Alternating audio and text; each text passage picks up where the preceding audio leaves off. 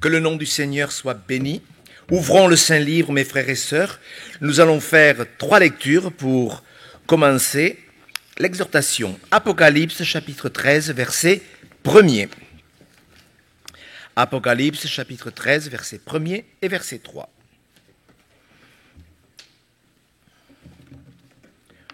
Que Dieu vous bénisse, mes frères et sœurs.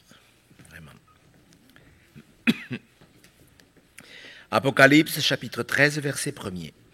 Puis je vis monter de la mer une bête qui avait 10 cornes et 7 têtes, et sur ses cornes 10 diadèmes, et sur ses têtes des noms de blasphème.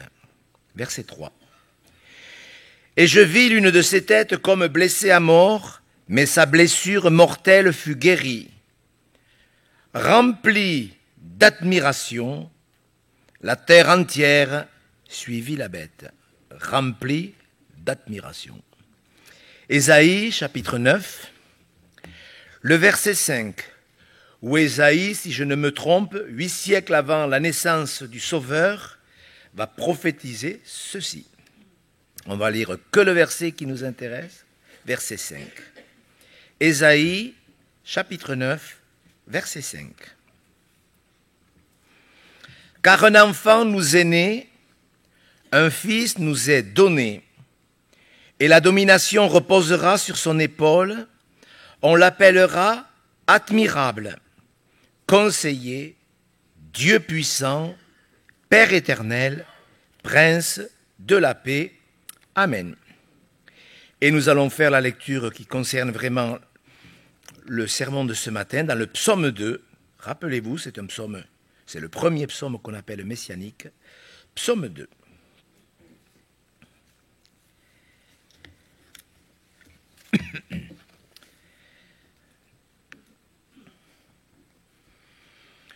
Pourquoi ce tumulte parmi les nations, ces vaines pensées parmi les peuples? Pourquoi les rois de la terre se soulèvent-ils? Et les princes se liguent-ils avec eux contre l'Éternel et contre son oint? Brisons leurs liens, délivrons-nous de leurs chaînes. Celui qui siège dans les cieux rit. Alors, vous comprenez bien que ça ne veut pas dire que ça amuse Dieu. Mais ça veut dire que rien n'impressionne Dieu. Rien. C'est écrit ailleurs dans le psaume 37, je crois, que le Seigneur se rit du méchant. Enfin, tout ça pour vous dire que c'est sérieux ces choses. Dieu ne s'amuse pas. Rien ne l'impressionne. Celui qui siège dans les cieux rit, le Seigneur se moque d'eux. Puis il leur parle dans sa colère. Il les épouvante dans sa fureur. C'est moi qui ai oint mon roi sur Sion, ma montagne sainte. Je publierai le décret. L'Éternel m'a dit, tu es mon fils, je t'ai engendré aujourd'hui. Demande-moi et je te donnerai les nations pour héritage, les extrémités de la terre pour possession. Tu les briseras avec une verge de fer. Tu les briseras comme le vase d'un potier. Et maintenant, roi, conduisez-vous avec sagesse. Juge de la terre, recevez instruction. Servez l'Éternel avec crainte et réjouissez-vous avec tremblement. Baisez le Fils, honorez le Fils, adorez le Fils, de peur qu'il ne s'irrite et que vous ne périssiez dans votre voie, car sa colère est prompte à s'enflammer. Heureux tous ceux qui se confient en lui. Ah, vous pouvez dire Amen. Ah, vous pouvez dire Amen. Heureux tous ceux qui se confient en lui. Le psaume 2. Quel psaume? Quel enseignement? Peut-être que vous n'avez pas réfléchi à ce que le Saint-Esprit voulait que nous comprenions à l'égard de ce psaume. Vous avez remarqué que Dieu a décrété, au verset 7, quelque chose. Vous savez, Dieu a prononcé des décrets, ce ne sont pas des mots qu'on utilise souvent lorsqu'on prêche la parole, mais ça vaut quand même la peine de s'y arrêter. Dieu a publié quelque chose avant l'éternité certainement. Dieu a publié que Jésus-Christ serait le roi de toute la terre. Dieu a décrété que Jésus-Christ était le Christ. Un décret, vous savez ce que c'est un décret? On l'entend des fois dans certains domaines. C'est une décision qui a été émise par le plus haut pouvoir qui existe. Spirituellement, ça veut dire que Dieu a décidé. C'est pas le hasard, parce que vous savez, parfois on entend des religieux, des théologiens même, présenter la venue de Jésus comme étant le hasard. Vous voyez, ça devait arriver, ça aurait pu ne pas arriver. Non, non, non. Ça a été décrété. Dieu a décrété que Jésus-Christ serait le roi des rois. Gloire à Dieu. On ne peut rien y faire. On ne peut rien le changer. Vous êtes d'accord, vous n'êtes pas d'accord. Ça n'a aucune importance. Jésus-Christ est le roi des rois. C'est irrévocable, c'est pour l'éternité. C'est important, les hommes s'opposent à cela. Vous avez vu que la majorité de l'enseignement de ce psaume est que les hommes s'opposent à ça. Vous avez vu? Et avec quelle virulence. Comment les hommes, presque de tout temps, se sont opposés à la royauté de Jésus-Christ. Nous ne comprenons pas tout ce qui se passe, et ce n'est pas grave, ne vous tracassez pas. Mais il faut que nous comprenions tous, en tous les cas les véritables croyants, que Dieu a décidé des choses et que c'est quelque chose d'irrévocable, mes frères et sœurs. Et que si le monde est en opposition à Dieu, les chrétiens, écoutez bien, les chrétiens doivent faire attention à ne pas s'opposer à Dieu. Parce que je peux vous dire que dans bien des endroits, les croyants s'opposent au roi des rois. Est-ce que vous êtes heureux que Jésus soit le roi des rois? Ouais. Jésus, Dieu l'a décrété, il est le roi. Toute l'Église doit tout faire pour cela. Le cantique que nous avons chanté, que nous sommes attachés à Dieu, qu'il est notre sagesse, c'est des beaux cantiques. Mais l'Église, vous savez, moi je suis surpris, enfin, je suis, oui, surpris sans l'être, quand je vois comment les gens parlent de l'Église. Certains ne savent même pas ce que c'est. Pour beaucoup de gens, l'Église, c'est une dénomination qui se compare à une autre dénomination. Ils ne savent même pas ce que c'est l'Église, je vous assure. Pour eux, c'est des bâtiments ou le rassemblement de croyants plus ou moins convertis. Les gens, ils ne savent pas. Mais l'Église doit savoir ce que ça veut dire, ce que nous venons de lire. Alors, pour le comprendre, on va prendre quelques versets. Par exemple, dans Jean au chapitre 5,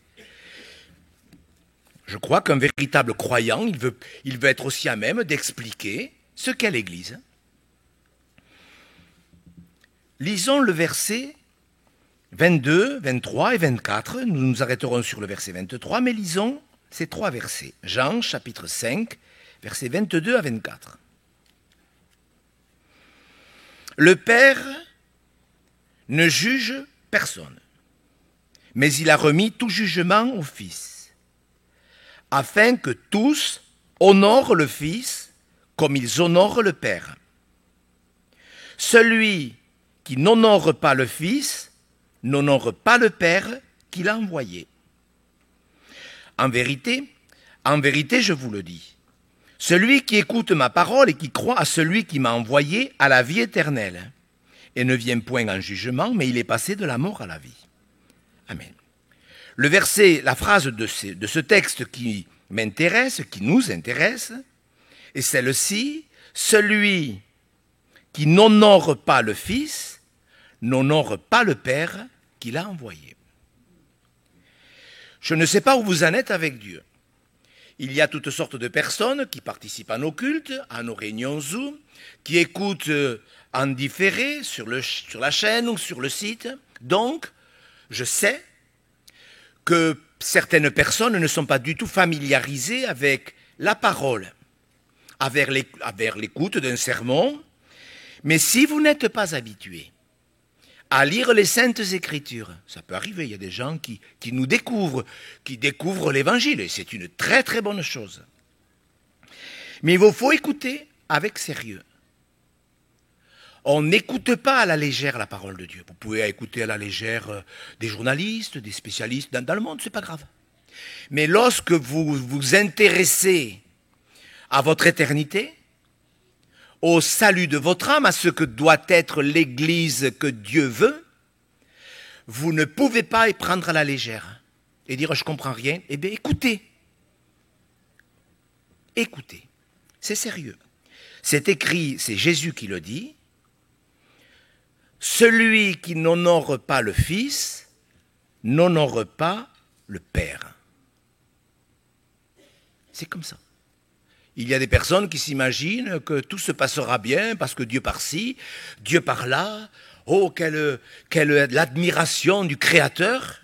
Oui, mais ça ne suffit pas pour l'éternité.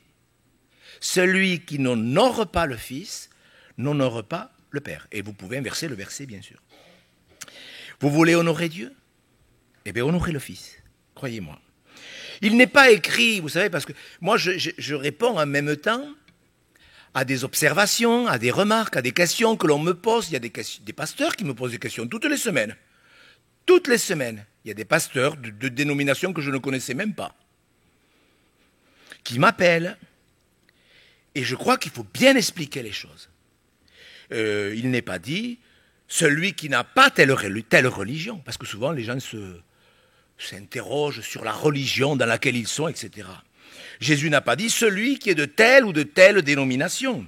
Il dit bien celui qui n'honore pas le Fils. Il y en a des religions chrétiennes. Combien de religions chrétiennes y a-t-il? C'est même pas la peine d'en parler. Mais dans toutes les religions, ce que je vais dire, je l'ai bien réfléchi quand même. Dans toutes les religions chrétiennes, il y a des gens qui honorent le Fils et qui seront prêts au grand jour de l'éternité. Et dans toutes les religions, il y a des chrétiens qui n'honorent pas le Fils et qui ne seront pas prêts au grand rendez-vous. C'est clair, c'est comme ça. Jésus a bien dit, celui qui honore le Fils. La question n'est pas, quelle est ta religion? De quelle dénomination es-tu? Souvent, les gens me le posent. Une jeune fille, dernièrement, m'a dit, Monsieur Go, est-ce que je peux me marier avec est-ce que je peux marier avec quelqu'un qui est baptiste? On m'a dit qu'il ne fallait pas. Parce qu'il n'était pas de la même religion que moi. J'ai dit, écoutez, mademoiselle, vérifiez si ce garçon est passé par la nouvelle naissance. Qu'est-ce que ça veut dire, vous voyez comment on est bête? C'est de la stupidité. C'est un esprit de contrôle et ça ne plaît pas à Dieu. La question n'est pas de quelle dénomination fais-tu partie ou quelle est ta religion. La question que nous devons de poser lorsque nous venons de faire ces deux lectures, est-ce que tu honores le Fils? Est-ce que tu honores? Je le répète, Dieu ne s'intéresse pas à votre religion. Dieu s'intéresse au fait d'honorer au nom ou non le Seigneur Jésus-Christ. En plus, lorsque nous honorons Jésus-Christ, on ne va pas l'aborder, mais quand même, lorsque nous honorons le Fils, nous sommes agréables à Dieu. On le lisait hier avec les frères qui sont destinés à être des responsables. Nous lisions ce verset que « Voici mon serviteur en qui mon âme prend plaisir ». Lorsque nous sommes ses serviteurs, pas quand nous disons « je suis serviteur de Dieu, je suis ceci, je suis cela », non. Quand lui dit « c'est mon serviteur », ce n'est pas tout à fait la même chose. Quand nous disons « Jésus est mon ami », et quand Jésus dit « vous êtes mes amis », si. Ce n'est pas la même chose.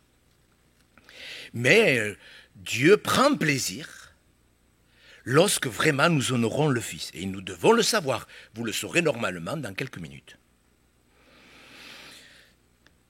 Si nous le méprisons, si nous méprisons les choses spirituelles, si nous sommes légers dans les choses spirituelles. Et c'est pour ça que j'ai parlé tout à l'heure des nouveaux. Bien sûr que moi, je ne suis pas un évangéliste, mais je sais quand même combien les nouvelles personnes doivent prendre les choses de Dieu avec sérieux. Avec beaucoup de sérieux. Si nous méprisons le Christ, nous méprisons Dieu. C'est pas compliqué. Et vous avez lu avec moi dans ce psaume que les rois, les princes, les gouvernants des nations se soulèvent contre le Fils. Ce que vous voyez aujourd'hui, lorsque vous regardez les informations, n'est ni plus ni moins le résultat de ces choses. Que les hommes, à tout prix, d'une façon détournée, subtile ou diabolique surtout, font tout pour se débarrasser de Jésus-Christ. Et je sais que beaucoup d'entre vous, vous n'êtes pas intéressés par ce que je vais dire, mais ce n'est pas un reproche. Mais je peux vous dire que dans la fin des temps, dans lesquels nous sommes, l'Église de Jésus-Christ acceptera un christianisme sans le Christ. Oui. Je ne sais pas si vous observez certaines choses, mais c'est exactement ce qui est en train de se produire. On appelle ça, dans la théologie, le syncrétisme. C'est-à-dire qu'on veut unir toutes les religions, Dieu, Allah, Bouddha, etc. Mais ils ne peuvent pas le faire avec Jésus-Christ. Les gens veulent bien parler de Dieu, mais surtout pas de Jésus. Je donne ce témoignage qui me vient à l'esprit. J'avais un voisin en face de l'église à Sainte-Agne, et c'était un vieux bonhomme qui avait 27 maisons dans le quartier. Et nous avions besoin à une époque de locaux pour l'école du dimanche. Il s'appelait Monsieur Villel, et un jour je vais le voir. Et je lui dis, Monsieur Villel, est-ce que vous voulez bien me vendre une maison? Nous vendre une maison, je suis le pasteur en face. Ah, vous êtes le pasteur. Ah, parlez-moi de Dieu. Ben, j'ai dit, bien sûr, je lui ai parlé du Seigneur. Et puis il me parle, ah, moi, vous savez, je vais vous poser une question. Si je vous donne une maison, est-ce que j'irai au ciel? Bah, je dis non. Je dis, vous pouvez me la donner, c'est pas interdit. Mais vous n'irez pas au ciel. Ah, il me dit, vous savez, monsieur le pasteur, moi, au couvent bleu, ils m'ont dit que si je donnais mes maisons, j'irais au ciel. Je dis, monsieur Villel, vous n'irez pas au ciel parce que vous nous donnerez une maison. Pour aller au ciel, il vous faut accepter Jésus-Christ. Il est rentré dans une colère. Dans une colère, vous ne pouvez pas vous imaginer. Je dis, monsieur Villel, si vous voulez aller au ciel, il vous faut accepter que Jésus-Christ a versé son sang. Il me dit, ne me parlez pas de Jésus. Parlez-moi de Dieu, mais pas de Jésus. Et si vous voulez, dans ce syncrétisme qui est en train de se présenter d'une manière profonde, ils voudront rejeter Jésus-Christ. C'est un christianisme sans Jésus-Christ. Vous savez, nous sommes dans la France, l'Europe à peu près. Nous sommes dans une civilisation qu'on appelle judéo-chrétienne. Enfin, elle l'est plus. Mais enfin, elle a cette tradition. 2023, ça veut dire qu'il y a 2023 ans, il s'est passé quelque chose. D'accord? C'est ça que ça veut dire, 2023. Mais pour les gens, ça suffit. Pour beaucoup de gens, ça suffit. Mais pour Dieu, ça ne suffit pas. Pour Dieu, être chrétien, il faut honorer le Fils. Écoutez, c'est sérieux. Je m'adresse aux chrétiens de longue date, et je le répète parce que je pense que c'est important pour des nouveaux qui s'autorisent à prendre ou à laisser certains enseignements. Si vous voulez devenir un véritable chrétien, ne me demandez pas si vous devez changer de religion, ça c'est pas mon affaire. Moi, ma responsabilité de vous dire, c'est de vous dire que si vous n'honorez pas le Fils, vous n'honorerez pas le Père. C'est pas compliqué. Être chrétien, c'est pas dire oui, il y a 2023 ans, il s'est passé ceci ou cela. Et nous pouvons dire beaucoup de choses sur Jésus-Christ. Écoutez, alors là, mon expérience me permet de dire ce que je vais dire. Je n'aurais pas pu le dire il y a 20 ans ou 30 ans. Nous pouvons dire beaucoup de choses sur Jésus-Christ. Beaucoup de gens connaissent ce qui s'est passé. Beaucoup de gens lisent les évangiles et peuvent vous dire « Ah mais moi je connais beaucoup de choses, je sais ce que Jésus a fait, ici ou là. » Il a dit beaucoup de choses, mais est-ce que nous l'honorons pour autant? Est-ce que nous honorons Dieu? Est-ce que nous honorons le Fils lorsque nous connaissons plein de choses sur la parole de Dieu? Non. Vous savez, vous voyez même dans la Bible des hommes possédés qui voyaient ou voyant arriver Jésus-Christ a dit « Nous savons qui tu es. Tu es le Christ, le Saint de Dieu. » Des gens possédés qui savaient très bien qui était le Christ. Mais Dieu sait si nous l'honorons ou non. C'est sérieux, frères et sœurs. Parfois, des chrétiens me disent « Monsieur Hugo, pourquoi vous avez fait ceci? Pourquoi vous avez mis en place une nouvelle fédération, etc. » Mais je leur dis, mais ce n'est pas le fait de mettre en place quelque chose de nouveau. C'est se retrouver dans un contexte où nous pourrons travailler en profondeur et faire en sorte que nous honorions le Seigneur. Vous connaissez ce texte dans Ésaïe 29, verset 13, quand Dieu a pu dire, mais vous savez, Dieu connaît votre cœur. Ce peuple m'honore des lèvres, il le savait. C'est un texte. Ce peuple m'honore des lèvres, mais son cœur est éloigné. Il le savait, il y avait tout.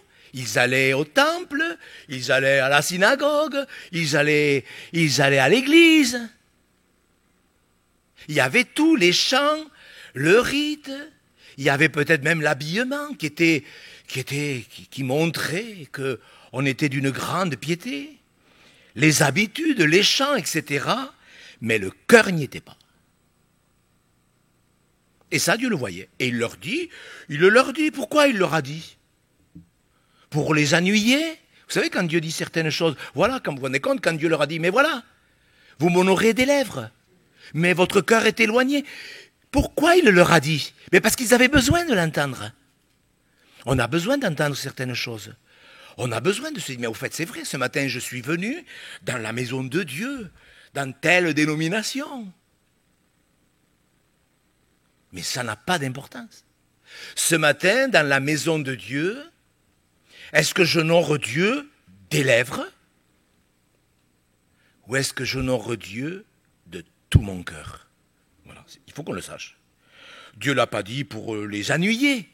Dieu leur a dit pour qu'ils se posent la question. Vous connaissez dans une certaine nuit, il y a un docteur venu de Dieu. Vous connaissez ce texte? Vous pouvez le mettre, Jean 3, versets 1 à 2. Vous connaissez ce texte?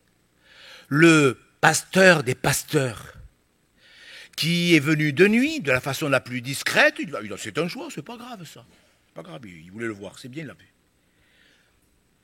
Et Nicodème s'est approché de Jésus, et qu'est-ce qu'il lui a dit? La suite, s'il vous plaît. Nous savons. Oui, ils en avaient parlé entre eux, entre pharisiens, entre religieux. Est-ce qu'ils en parlaient? Ben oui. Nous savons, il le savait très bien. Nous savons que tu es un docteur venu de Dieu. Il se fait en plus le porte-parole de plusieurs de ses collègues. Et pourtant, les pharisiens ont laissé faire. Ils ont laissé crucifier Jésus-Christ. Et ils savaient très bien que Jésus venait de Dieu. La preuve est que la connaissance ne suffit pas pour honorer le Seigneur Jésus-Christ. Merci Seigneur pour la connaissance. C'est une grâce.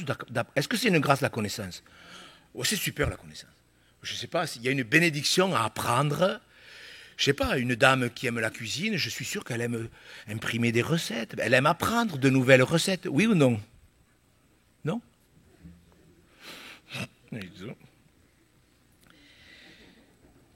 Mais la connaissance ne suffit pas. Il faut que nous nous posions la question, oui, je sais que Jésus-Christ est le Fils de Dieu, nous le savons, nous savons qu'il est le Saint, le Roi des rois, ça ne suffit pas. Il faut, pour que nous nous préparions pour ce jour dont nous croyons qu'il approche, et même s'il n'approchait pas, le jour de notre départ approche tous les jours de 24 heures. Et je vous assure que c'est vrai. Vous le croyez, ça? Vous avez vu, nous avons lu ce verset dans Ésaïe, où Dieu présente la venue de Jésus-Christ. Dans Ésaïe 9, on l'a lu, avec certainement beaucoup de cœur. Je ne sais pas comment ça s'est passé, parce que c'est difficile de l'expliquer. Mais Dieu a inspiré donc son serviteur, Ésaïe, et il a dû dire, voilà, il viendra. De cette façon, la Vierge enfantera un fils, c'est magnifique. Et voilà comment on l'appellera. On l'appellera admirable. 8 siècles avant, le Seigneur a voulu, il aurait pu le faire 50 jours avant, ou 9 mois avant. Il l'a fait 8 siècles avant. Et Dieu était catégorique, il a donné sa pensée, il a donné son verdict, on l'appellera admirable. Mes frères et sœurs, voilà ce que Dieu voulait, qu'on l'admire.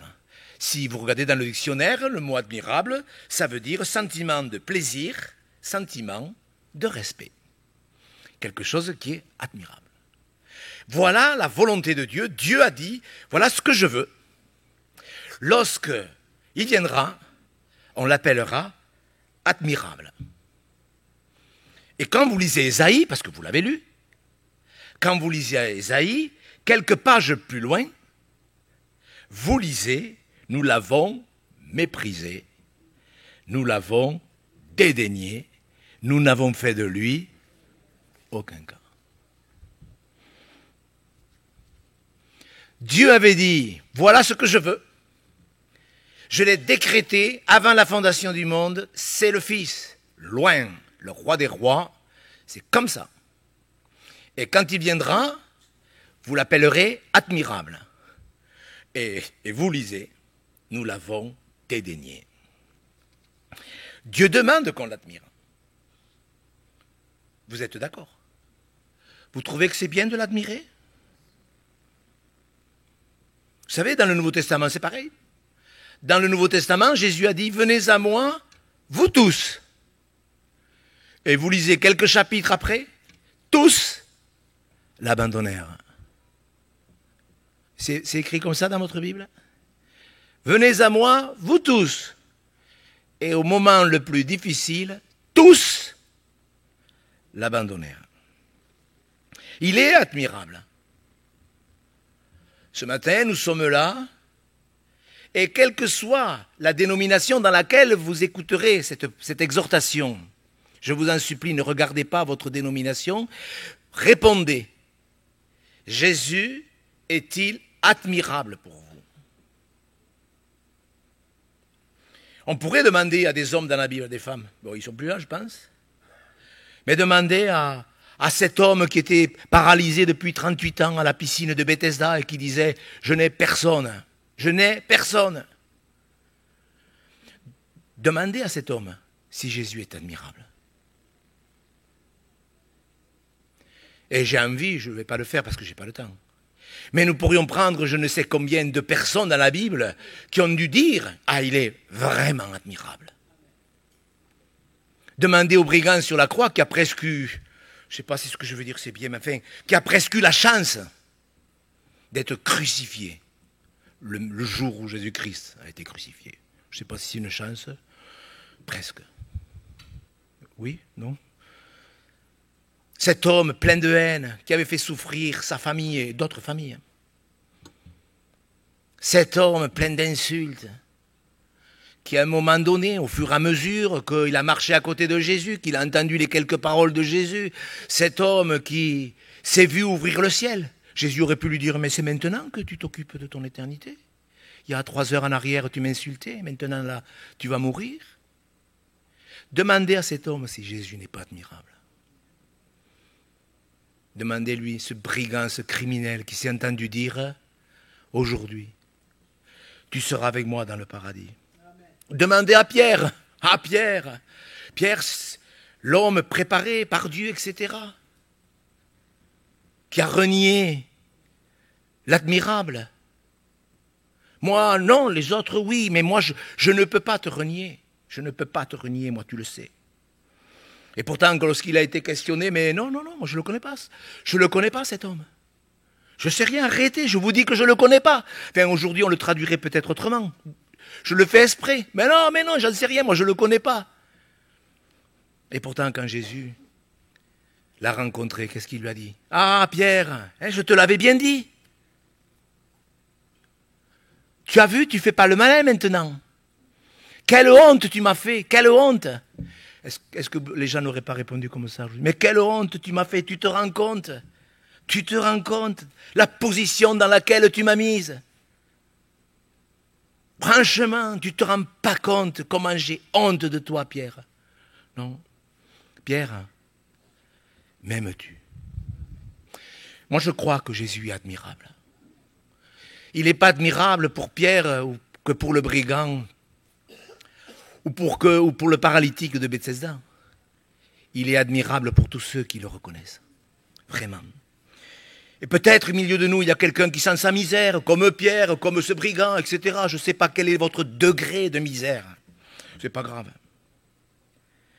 Mais quand nous chantons « Jésus-Christ est ma sagesse », Jésus-Christ est ma justice. En préparant ce cantique, j'avais ce vieux cantique qui était sur mon cœur. Quel sauveur merveilleux. Je possède, et moi j'ai changé le mot, j'ai dit quel sauveur admirable. Je possède, mais comme il y a une syllabe de plus, je ne l'ai pas mis. Est-ce que vous pouvez le dire? Oui, quel sauveur admirable. Ah, monsieur Go, oui, Jésus est admirable. Vous pouvez le dire ou vous êtes tout le temps en train de vous agacer parce que les rois de la terre se soulèvent contre l'Éternel et contre son roi? Si ça vous agace, vous allez être agacé longtemps. Longtemps, je vous le dis. Jésus pardonne. Jésus restaure, il ouvre les yeux. Pourquoi? Parce qu'il est admirable. Mais pourquoi? Pourquoi les hommes, ça a été présenté pendant la Sainte Seine, pourquoi les hommes cherchent-ils à se débarrasser de Jésus-Christ alors qu'il est admirable, alors qu'il est merveilleux? Pourquoi les hommes le rejettent? Pourquoi les hommes sont-ils? Vous l'avez lu avec moi dans le psaume 2. Ben, c'est écrit. La lumière est venue chez les siens et les siens ne l'ont pas reçue. Parce que les hommes ont préféré les ténèbres à la lumière. Souvent, on me dit, mais comment cela se fait-il qu'on les haït sans cause? Eh bien, parce que la lumière, ça sert de révélateur. Quand la lumière est venue, les gens ont préféré les ténèbres. C'est pas plus compliqué que ça. Les gens, ils aiment les ténèbres. Et si Dieu a créé l'enfer, laissez-moi vous dire, il devait savoir ce qu'il faisait. Plutôt que quand j'entends tous ces chrétiens, ces croyants de nom,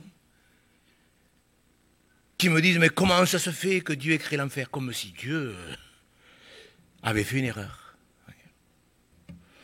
C'est comme ça. La lumière met en évidence les choses. Ça a toujours été comme ça. Dès que Jésus est arrivé, regardez, quand Marie et Joseph sont arrivés à Bethléem, pas de place à l'hôtel. C'est comme ça, de suite. Vous connaissez l'histoire. Pas de place. Ils cherchaient une chambre, cette femme elle allait accoucher. Il n'y a pas de place pour toi, ma fille. Il n'y a pas de place pour toi. Quand Hérode, je ne vais pas faire l'histoire, mais quand même, je le dis volontairement pour vous montrer que les hommes ont toujours cherché à se débarrasser de Jésus-Christ. Quand Hérode a appris, quand Hérode a appris que le roi des Juifs venait de naître, il a fait une comédie, vous vous rappelez? Ah ben dites-moi où il est, dans quel quartier il se trouve. Il faut que j'aille lui rendre visite pour moi aussi. Moi aussi je veux adorer le roi. Et vous savez pourquoi il a dit ça? Pour se débarrasser de lui. Et comme Marie et Joseph ont été avertis par un ange pour fuir cette affaire, Hérode n'a pas trouvé mieux que de faire tuer tous les enfants dans Jérusalem et dans tout son territoire. C'est écrit comme ça. Pour être sûr de se débarrasser de Jésus-Christ. Tous les enfants de 2 ans et en dessous, dans toutes les maternités, il est passé. Il a fait tuer tout le monde. Ça n'a pas changé. Que le monde cherche à se débarrasser de Jésus-Christ, moi ça m'arrange, ça ne m'inquiète pas. Mais que dans le christianisme entier, de plus en plus, d'hommes et de femmes, sans s'en rendre compte, cherchent à se débarrasser de Jésus-Christ, de la croix de Jésus-Christ. Vous avez vu plusieurs fois dans l'Écriture, Jésus a dû se cacher d'eux parce qu'on prenait des pierres pour le lapider. Mais non, mais... On l'a même prié de quitter un territoire un jour. Vous savez, un jour il a parcouru je ne sais pas combien de kilomètres pour aller à Gadara. Vous vous rappelez? Et il a délivré un pauvre possédé qui se promenait tout nu dans les cimetières. Il a délivré cet homme qui était possédé de je ne sais pas combien de démons. Et ces démons se sont emparés des pourceaux qui étaient là à côté. Et ces pourceaux, à leur tour possédés, se sont jetés dans la mer. Et les habitants du village sont venus et ils ont été tellement contrariés, ils ont prié Jésus de sortir. Ça a toujours été comme ça. Et le jour de la crucifixion, ça n'a pas arrêté. Crucifie. Alors le jour de la crucifixion, Pilate a été inspiré. Et vous savez qu'il a fait inscrire en haut de la croix un panneau avec écrit « Celui-ci est le roi des Juifs ». Je voudrais que vous écoutiez bien, s'il vous plaît. Dieu l'a voulu. Je ne sais pas si vous vous rendez compte. Eux ne le voulaient pas, bien sûr. Mais ça veut dire ce que ça voulait dire. Les gens voulaient bien de Jésus. Les gens voulaient bien que Jésus guérisse les malades. Vous êtes d'accord? Les gens voulaient bien que Jésus pourvoie lorsqu'il y avait un besoin. Les gens voulaient même, je pense, bien un bon sermon. Je pense qu'ils n'étaient pas contre. Les gens étaient heureux lorsque Jésus pardonnait. Est-ce que c'est bien le pardon des péchés? Jésus est également appelé le conseiller. Est-ce que Jésus a donné des conseils? Ben oui. Jésus qui guérit, Jésus qui pourvoit, Jésus qui fait de bons sermons, Jésus qui donne de bons conseils, Jésus le sauveur, on le veut. Jésus le roi, on ne le veut pas. C'est ça, frère et sœur. Il voulait bien d'un Jésus sauveur, il ne voulait pas d'un Jésus Seigneur. Et ça n'a pas changé. C'est pour ça que Dieu a même inspiré Pilate pour que cette inscription soit sur la croix. Le roi, on n'en veut pas. On veut juste un sauveur.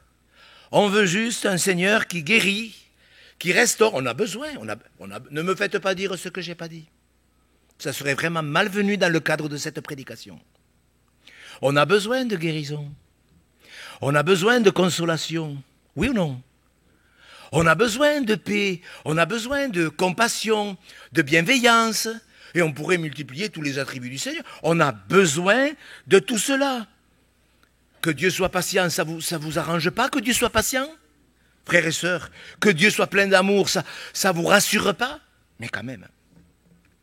Mais dans l'histoire de l'Église, quand vous regardez l'histoire, moi ça m'intéresse des fois quand je regarde un peu l'histoire de l'Église, c'est pas du tout pour devenir un historien, vous le comprenez bien, c'est pour comprendre ce qui s'est passé au fil des siècles. Et ça a toujours été comme ça. Quand vous regardez l'histoire de l'Église, ça a toujours été comme ça.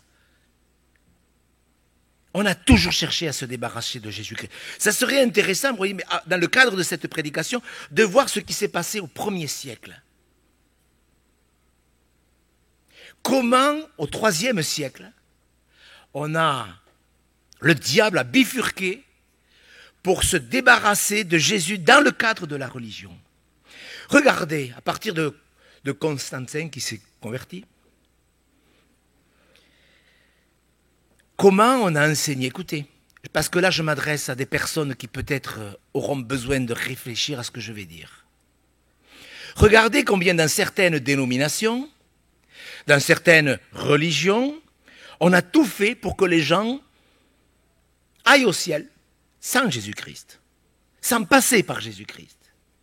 Combien on a enseigné les chrétiens à prier un autre Dieu que Jésus-Christ, un autre saint que Jésus-Christ.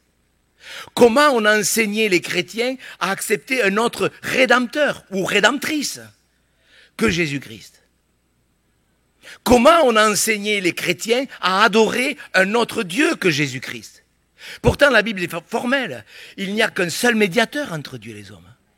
Et pourtant, vous voyez comment les religions ont fait tout pour qu'il y ait plusieurs médiateurs, plusieurs rédempteurs, plusieurs rédempteurs. Ça veut dire quoi tout ça? Écoutez-moi, vous qui écoutez. Je sais qu'ici vous êtes d'accord, je le sais. Mais je sais que ces sermons sont écoutés par plein de chrétiens, plein de croyants, de gens qui vont découvrir l'évangile et qui vont se dire mais comment on m'a trompé toute ma vie? Eh bien oui, on vous a trompé. Il n'y a qu'un médiateur entre Dieu et les hommes. Il n'y a qu'un sauveur. Il n'y a qu'un nom par lequel vous puissiez être sauvés. Lisez les Actes, lisez Timothée. Je n'ai pas le temps de vous citer tous ces textes. Mais si vous lisez la parole, vous verrez qu'il n'y a qu'un rédempteur. Il n'y a qu'un sauveur. Il n'y a qu'une porte. Et si vous n'acceptez pas ça, je vous le dis avec peut-être mal, mais vous n'honorez pas le Fils. Et si vous n'honorez pas le Fils, vous n'honorez pas le Père. Ou l'inverse. Pour beaucoup de chrétiens, pour beaucoup de croyants, je m'adresse à toutes les dénominations, parce que moi j'aime tous les chrétiens. Et j'aime les dénominations, qu'on ne vienne pas me dire que je suis sectaire parce que j'ai fait ci ou ça. Bien au contraire, je sais pourquoi on l'a fait. Beaucoup de chrétiens, quand ils parlent de Jésus, ils parlent du petit Jésus. Alors on va le lire, j'aimerais qu'on le lise. Dans Colossiens au chapitre 1, si vous parlez de Jésus comme étant que le petit Jésus, vous êtes dans l'erreur, vous n'honorez pas le Père. Il n'est pas le petit Jésus. Regardez ce que Paul dit dans les Colossiens. Regardez. J'espère que c'est ça. Colossiens 1, versets 15 à 19. Lisons-le avec beaucoup d'admiration. Avec beaucoup d'admiration. Colossiens chapitre 15. 1, verset 15. Le Fils est l'image du Dieu invisible, le premier-né de toute la création. Car en lui ont été créées toutes les choses qui sont dans les cieux et sur la terre. Les visibles et les invisibles, trône, dignité, domination, autorité, tout a été créé par lui et pour lui. Il est avant toute chose et toutes choses subsistent par lui. Il est la tête du corps de l'Église, il est le commencement, le premier-né d'entre les morts, afin d'être en tout le premier, car Dieu a voulu faire habiter toute plénitude en lui. Et vous pouvez dire, il n'est pas le petit Jésus. Il est le Seigneur des Seigneurs. Il est le Roi des Rois. Il s'appelle le Tout-Puissant. C'est le Créateur de l'univers. Tout a été créé par lui et pour lui. Vous savez, moi, dernièrement, on avait fait un repas à Noël. Et quelques jours après, il y a une dame qui me dit, c'était chez le dentiste, la dentiste. Elle me soigne, elle me dit, Monsieur Go, vous êtes pasteur? Vous savez, moi, pour rien au monde, je manquerai la messe de minuit. J'ai dit, c'est bien. J'ai dit, et les 364 autres jours, qu'est-ce que vous en faites? Parce que si Jésus n'est le Seigneur qu'une nuit par an, je crois que ça ne sert pas à grand-chose. Vous ne croyez pas? Bien sûr, on a eu une discussion, elle ne comprenait pas. J'ai dit, mais vous inquiétez pas, je n'ai pas été à la messe de minuit, mais tous les jours, nous rendons grâce à Dieu. Et ce soir-là, nous avons lu des textes avec mes enfants et mes petits-enfants sur la venue de Jésus. Ah bon, je vois que vous êtes un vrai chrétien. Et puis j'ai dit, ben oui. Mais c'est vite fait peut-être de de tacler certains croyants. Mais vous, les chrétiens, si Jésus n'est le Seigneur de votre vie que 52 dimanches par an, ne me dites pas qu'il est le Seigneur de votre vie. Le Seigneur, il l'est lorsqu'il est 365 jours par an. Et 365 nuits, bien sûr. Le psaume 2 nous enseigne cette confusion. Et je vous demande de bien écouter la conclusion. Vous avez vu cette anarchie, ce tumulte, cette agitation, ces grèves, ces révoltes, ces soulèvements, etc. Tout cela, en vérité, tout cela contribue à attirer la colère de Dieu qui vient sur la surface de la terre. Les gens ne veulent pas de Jésus. Délivrons-nous de ces chaînes. Délivrons-nous de leurs liens. La colère de Dieu, elle vient, vous le savez, et ce que nous voyons n'est absolument rien à côté de ce qui va arriver et de ce qui va surtout arriver après l'enlèvement de l'Église. J'ai à cœur de lire un autre texte avec vous, c'est dans 1 Jean. 1 Jean au chapitre 2, quand l'auteur nous dit que c'est la fin, et il y a un verset qui m'a sauté aux yeux hier en priant. 1 Jean chapitre 2, verset 18, on va lire le verset 18 et 19, regardez. Petits enfants, vous voyez, c'est affectueux comment le Seigneur nous parle, à nous ses enfants. Petits enfants, c'est la dernière heure, et comme vous avez appris qu'un antéchrist vient, alors là il y a anté, dans des versions c'est anti, anté c'est avant, anti c'est contre. Il y a maintenant plusieurs antéchrists. Par là, nous connaissons que c'est la dernière heure. Ils sont sortis du milieu de nous. Mais ils n'étaient pas des nôtres. Car s'ils avaient été des nôtres, ils seraient demeurés avec nous. Mais cela est arrivé afin qu'il soit manifeste que tous ne sont pas des vôtres. J'aimerais ouvrir votre entendement et vous aider à réfléchir sur des choses qui sont en train de se passer. Ils étaient au milieu de nous. Ils sont sortis du milieu de nous parce qu'ils n'étaient pas de nous. Alors, qui sont ces gens ?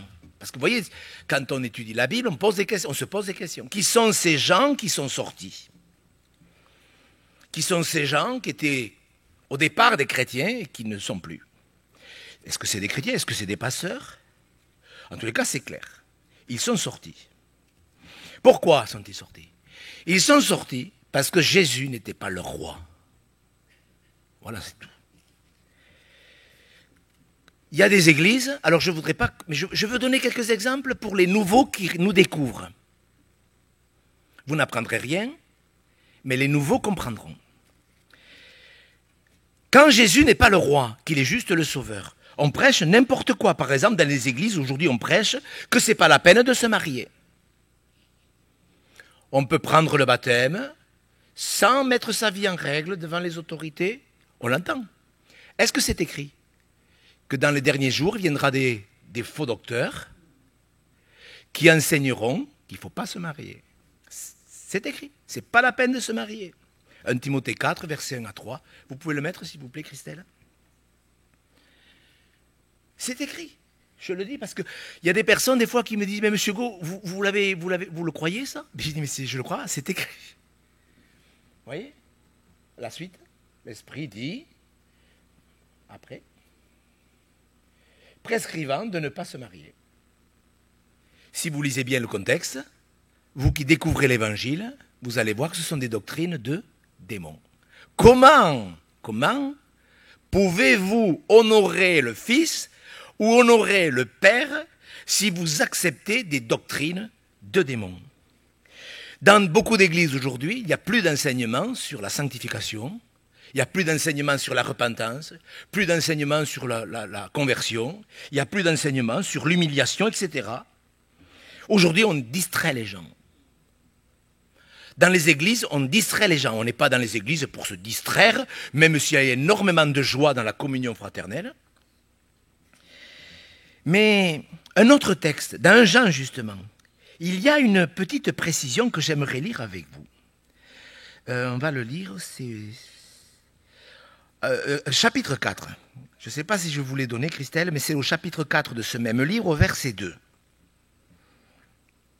Regardez ce qui est écrit. Reconnaissez à ceci l'Esprit de Dieu, tout esprit qui se déclare publiquement pour Jésus-Christ venu en chair et de Dieu. Regardez bien, s'il vous plaît. Et tout esprit qui ne se déclare pas publiquement pour Jésus n'est pas de Dieu, c'est celui de l'Antéchrist. Et si vous lisez bien le chapitre, vous allez voir qu'il va y avoir de plus en plus d'églises où on publiera que Jésus n'est pas venu en chair. C'est la marque des gens qui sont contre Dieu. Jésus, c'est Dieu qui est venu en chair.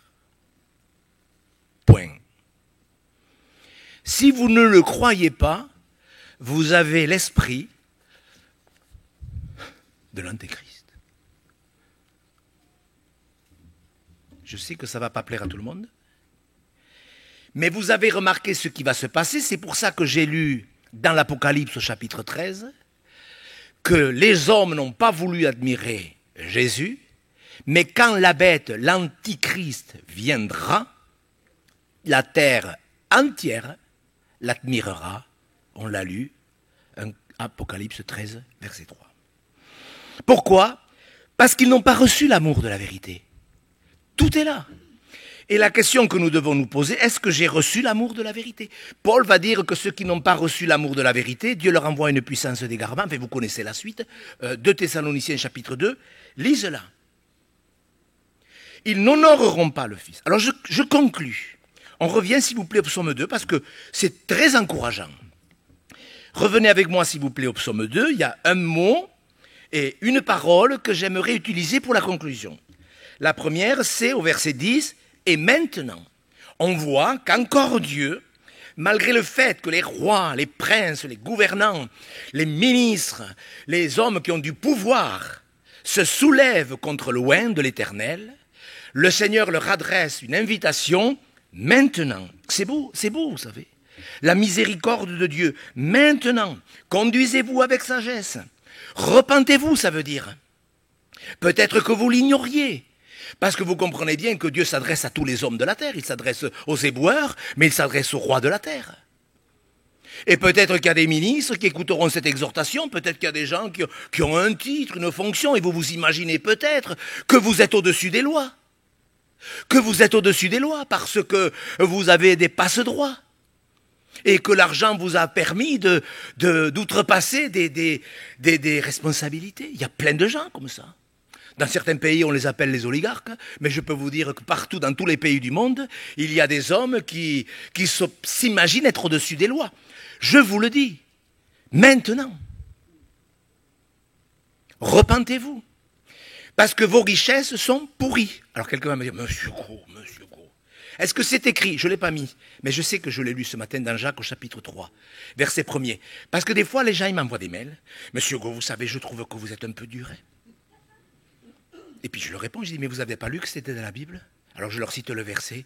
Ah, monsieur Gau, je n'avais pas lu, je ne savais pas. Et bien j'ai dit, mais lisez maintenant, et vous le saurez. Jacques, je ne l'ai pas mis. Jacques, s'il vous plaît, verset 3, verset... Je vous le dis, parce que vous ne vous imaginez pas un instant que je vais utiliser une expression sévère de moi-même. Jacques, chapitre 3, verset 1er. Mes frères, roi de la terre, ministre, député, sénateur, je ne sais pas ce que vous êtes, peut-être que vous êtes chef d'une grande entreprise et vous avez de l'argent et vous savez que les copains vont vous dépatouiller de vos magouilles. Vos richesses, elles sont... Non, chapitre 3, Jacques chapitre 3. Ah, c'est Jacques chapitre 5, non ? Attendez. Ah, des fois je me trompe. Jacques chapitre 5, ben oui, je vous l'avais dit Christelle. Jacques chapitre 5, verset 1er quand même. Et maintenant, riches, pleurez et gémissez à cause des malheurs qui viendront sur vous. Qu'est-ce qui est dit, verset 2 ? Vos richesses. Pourquoi j'utilise ce verset ? Vous croyez que c'est pour exprimer une certaine dureté ? Il n'y a pas du tout l'intention dans mon cœur d'être sévère. Mais je m'adresse à des personnes qui peut-être vont écouter, des gens, vous êtes haut placés. Vous n'êtes pas au-dessus des lois. Vous n'avez pas de passe-droit. Vos richesses, elles sont pourries. Je vous le dis, écoutez avec cœur. Je vous le dis parce que Dieu veut vous sauver. Maintenant, vous ne savez pas aujourd'hui, vous ne savez pas demain si Dieu ne va pas vous reprendre. Vous ne le savez pas. Conduisez-vous avec crainte. Soyez sérieux. Vous n'avez pas de passe-droit. Vous n'en avez pas. Sur la terre, oui, c'est très bien. Que vos millions vous servent sur la terre, c'est très bien. Servez-vous en tant que vous voulez. Mais avec Dieu, ça ne passera pas. Et je termine vraiment avec la conclusion. Regardez ce dernier verset sur les bouts. Mes frères, la dernière parole du verset 12. Sincèrement, frères et sœurs, combien je voudrais vous bénir par ce verset. Heureux tous ceux qui se confient en lui. Vous avez vu ce psaume? Cette sévérité empreinte d'amour, puisque Dieu dit bien aujourd'hui ou maintenant, ça c'est pareil. Mais les vrais croyants, ils entendent ce que je vous dis. Heureux serez-vous si vous vous confiez en lui. Est-ce que vous vous confiez en Dieu? Ah, moi je suis catholique. Ah, moi je suis protestant. Ah, moi je suis évangélique. Moi je suis de l'église biblique. Ça ne sert à rien. Est-ce que vous vous confiez en Dieu? Ou est-ce que vous vous confiez dans les journalistes de BFM TV ou de LCI? Je suis sérieux. C'est qui vous impressionne? Les journalistes ou est-ce que c'est la parole de Jésus-Christ? Heureux tous ceux qui se confient en lui. Si vous honorez le Fils, vous ne pourrez pas faire autrement de toute façon de vous confier en lui. Bénis soient les hommes qui se confient en Dieu. Ah mais je vous assure mes frères et sœurs, ce psaume il faut le présenter d'une manière sérieuse. Les vrais chrétiens, ils sont heureux. La colère vient, les soulèvements augmenteront, comment dirais-je, tout ce qui se passe, ces révoltes, ces tumultes, tout va s'aggraver. Mais les chrétiens, les vrais chrétiens, ceux qui honorent le Fils, ceux qui honorent le Père, ils sont heureux parce qu'ils savent que Dieu les garde dans le creux de sa main. Si vous n'honorez pas le Fils, vous n'honorez pas le Père. Si vous n'honorez pas le Père, vous n'honorez pas le Fils. C'est comme ça. Repentez-vous. Repentez-vous. Je m'adresse à tous ces gens qui s'amusent avec leur argent. Vos richesses, elles sont pourries. Elles sont rouillées. On va demander au Seigneur sa grâce. Sur notre nation. Vous voulez bien? Sur toute notre nation. Éternel, notre Dieu, jamais nous ne remercierons assez de nous avoir donné ta parole et de nous avoir donné l'intelligence de nous y plonger dedans. Merci pour le jour où tu as attiré notre cœur pour sonder les Écritures. Merci pour ce jour, Seigneur. Et nous croyons que si la colère vient sur la terre, parce que les hommes préfèrent les ténèbres, nous préférons la lumière. Nous choisissons la lumière. Nous choisissons, Seigneur, que tu es le roi. Nous te voulons comme roi, pas que comme sauveur. Nous te voulons comme le roi de toute la terre. Et tu le seras un jour. En tous les cas, en attendant, Seigneur, nous te demandons de l'aide, parce que nous voulons nous confier en toi jusqu'à la fin. Et nous te prions pour les princes, pour les rois, pour les présidents, pour les députés, et pour tous ces gens qui s'imaginent s'en sortir avec leur richesse. Que maintenant, ils puissent revenir à toi, ou venir à toi. Merci pour ta parole. Oui, Seigneur. Nous pouvons chanter. Quel sauveur merveilleux nous possédons. Ah oui, Seigneur, nous pouvons le chanter. Jusqu'à la fin. Permets-nous, Seigneur, que des dernières paroles qui sortiront de notre bouche sur la terre ne soient que des paroles d'admiration vers toi. C'est ce que nous te demandons, Seigneur. Aide-nous, Jésus, pour la gloire et l'honneur de ton nom. Amen. Que Dieu vous bénisse, mes frères et sœurs. Prenez au sérieux ces choses, ne vous appuyez pas sur la merveilleuse dénomination dans laquelle vous êtes. Que Dieu vous bénisse.